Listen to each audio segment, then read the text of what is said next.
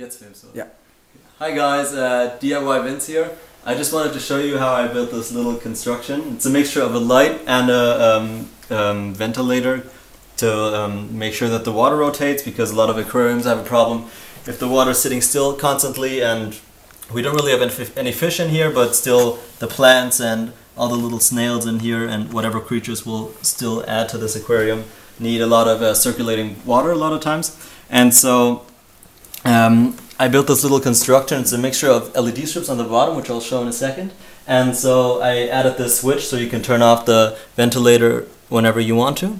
And just to show you how I did this, so I bought these LED strips the other day. Wait, I'll just turn up the light.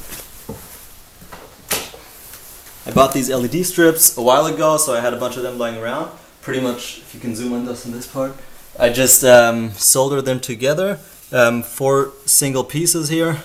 There are plenty of videos how to do that.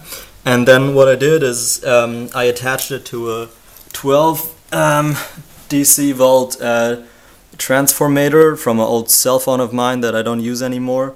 A lot of people have stuff like this lying around. Soldered that together, and after that my roommate told me that we need like some kind of circulation of the water.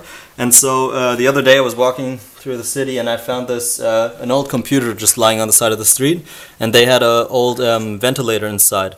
And so these ventilators, I just use it to blow air on top of it, but the problem with water is that it just won't mix well with that. So I built this little construction. It's really simple. Just took some strands of wire, just so the structure is stable. Then I just took like this little metal part from the outside of a tea light, and if you can cut it just into a straight part, it'll be enough to stir, and it'll give the water enough motion. You can variate the size on however much motion you want. Just keep in mind that a lot of these PC ventilators don't have a lot of power. And so once that was finished, I wanted a way to turn it off and on. So if you have like old stuff lying around, hold on to it, because sometimes they have like, for example, this was from an old stereo of mine. It's just a switch that lets you like turn on and off, and it connects positive and negative charge, negative and positive charge with these 2 strands, which in the end connects to the transformator.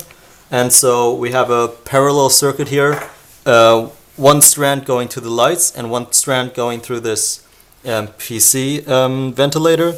So I have the option of turning it off and on. When I turn it on, the voltage automatically sinks, meaning that the lights go a little dimmer, which you can see now.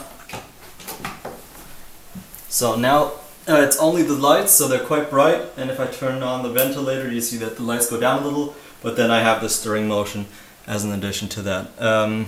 So pretty simple, pretty straightforward. If you have any questions about it, you can just leave a message in the comments, and yeah, thanks for watching. DIY Vincent, see you later.